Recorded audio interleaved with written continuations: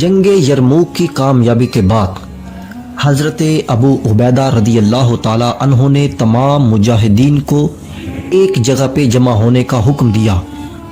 جب تمام مجاہدین اسلام ایک جگہ پر جمع ہو گئے تو حضرت ابو عبیدہ رضی اللہ تعالیٰ عنہ نے ان سے ارشاد فرمایا کہ اے مجاہدین اسلام، اللہ تعالیٰ نے ہمیں یرموک کے میدان میں کامیابی دی ہے، اس بات پر ہم اللہ کا لاکھ شکر ادا کرتے ہیں۔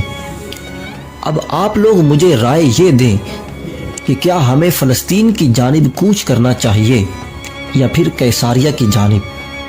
تو تمام مجاہدین نے بیک آواز یہی کہا کہ اے ابو عبیدہ بن جراح، آپ ہمارے امیر ہیں، ہمیں آپ جو بھی حکم دیں گے ہم اسی جانب اپنے گھوڑوں کو پھیر دیں گے، اور اگر اللہ نے چاہا تو یقیناً ہم ضرور کامیاب ہو کر ہی لوٹیں گے۔ حضرت ابو عبیدہ کہنے لگے کہ اے مجاہدین اسلام، آپ اپنی اپنی رائے مجھے دیں تاکہ میں حتمی فیصلہ کر سکوں۔ اس بات پر حضرت معاذ بن جبل اٹھ کر کھڑے ہو گئے، کہنے لگے کہ اے ابو عبیدہ بن جراح، میری رائے یہ ہے کہ آپ حضرت عمر بن خطاب رضی اللہ تعالیٰ عنہ سے مشورہ کر لیں، ہمیں جو بھی حکم وہ دیں گے ہم اسی پر عمل کر لیں گے۔ تمام حاضرین نے حضرت معاذ بن جبل کی رائے کو پسند کیا۔ حضرت ابو عبیدہ رضی اللہ تعالیٰ عنہ نے فوراً حضرت رفاع بن ناصر نخعی کو خط لکھ کر مدینے کی طرف روانہ کر دیا۔ جب یہ خط حضرت عمر بن خطاب تک پہنچا تو حضرت عمر بن خطاب نے اکابرین صحابہ کو اکٹھا کیا اور ان سے ارشاد فرمایا کہ ہمیں کیا کرنا چاہیے۔ حضرت علی رضی اللہ تعالیٰ عنہ اٹھ کر کھڑے ہو گئے، کہنے لگے اے امیر المومنین، میں نے رسول اللہ صلی اللہ علیہ وآلہ وسلم سے سنا ہے کہ اللہ تعالیٰ قیصاریہ سے پہلے فلسطین کو فتح فرمائے گا اور فلسطین کے بعد قیصاریہ کو۔ تو حضرت عمر بن خطاب نے ارشاد فرمایا کہ میں حضرت ابو عبیدہ بن جراح کو حکم دیتا ہوں کہ وہ فلسطین کی جانب کوچ کریں۔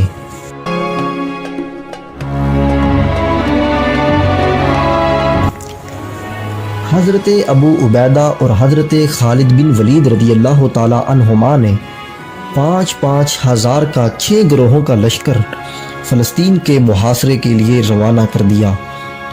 جب اس لشکر نے فلسطین کا محاصرہ کر لیا اور محاصرہ کیے ہوئے 3 دن گزر گئے اور یہودیوں کی جانب سے کوئی جوابی کارروائی نظر نہ آئی تو حضرت یزید بن ابو سفیان ایک قاصد کو لے کر یہودیوں کے اس قلعے کے پاس جاتے ہیں ان سے بات چیت کرنے کے لیے۔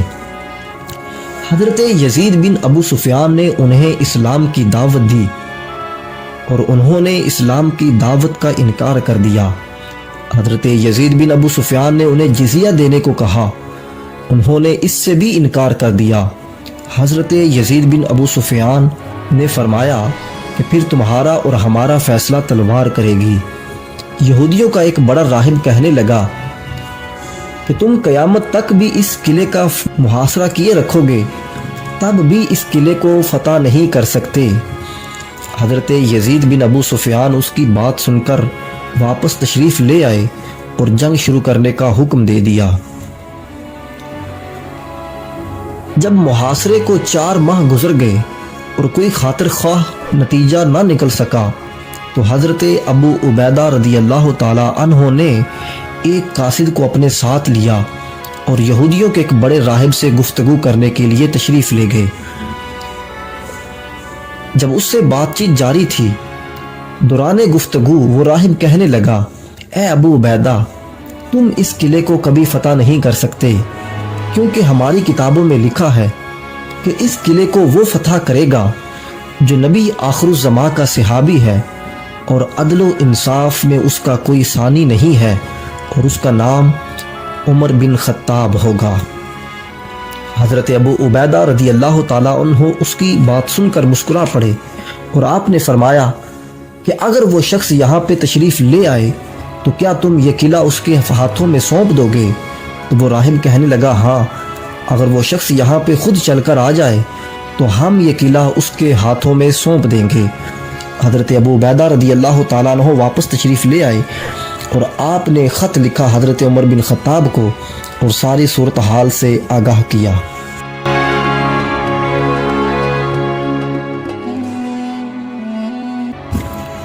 حضرت عمر بن خطاب رضی اللہ تعالیٰ عنہ نے اپنے ایک خادم کو اپنے ساتھ لیا اور اونٹنی پر بیٹھ کے فلسطین کی جانب روانہ ہو گئے۔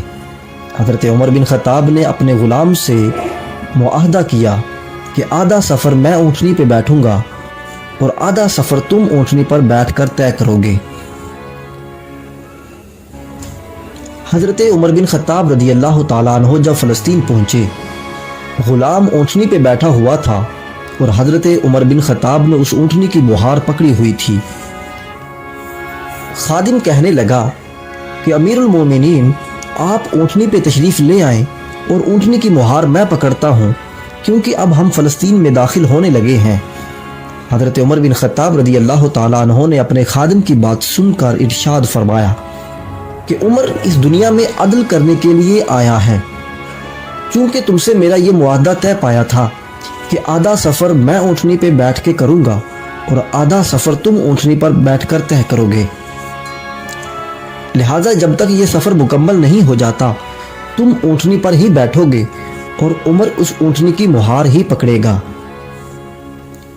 اس کیفیت میں حضرت عمر بن خطاب رضی اللہ تعالی عنہ فلسطین میں داخل ہوتے ہیں اور حضرت عمر بن خطاب رضی اللہ تعالی عنہ کے آنے سے پورے لشکر اسلام میں نعرہ تکبیر کی آواز گونج اٹھی۔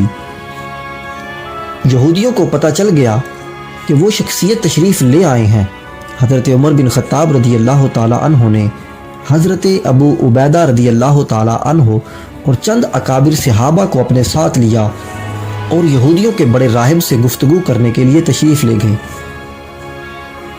جب اس بڑے راہب نے حضرت عمر بن خطاب رضی اللہ تعالی عنہ کا چہرہ دیکھا، اس نے اپنی کتاب کھولی، کبھی کتاب کی طرف دیکھتا ہے اور کبھی حضرت عمر بن خطاب رضی اللہ تعالی عنہ کے چہرے کی طرف دیکھتا ہے، تو اس راہب نے یہودیوں کو پکار کر کہا کہ اے یہودیوں کے گروہ، جس نے اس قلعے کو فتح کرنا ہے وہ عمر بن خطاب تشریف لے آئے ہیں، اب تم ان سے جنگ نہیں کر سکتے، لہٰذا میرا مشورہ یہی ہے کہ تم اس قلعے کو اس شخص کے حوالے اور سپرد کر دو۔ تمام یہودیوں نے اس قلعے کو حضرت عمر رضی اللہ تعالی عنہ کے حوالے کر دیا، تو اس طرح مسجد اقصی کو فتح کیا گیا۔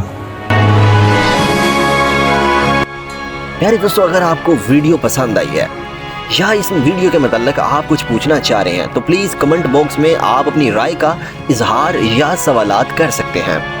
اگر آپ کو ویڈیو اچھی لگی ہے تو اس ویڈیو کو لائک اور شیئر کرنا نہیں بھولیے گا۔ اگر آپ ہمارے چینل پر نیو ہیں تو ہمارے چینل کو سبسکرائب کر دیجیے گا۔ ملتے ہیں ایسی ہی ایک اور ویڈیو میں، تب تک اپنا خیال رکھیے گا۔ اللہ حافظ۔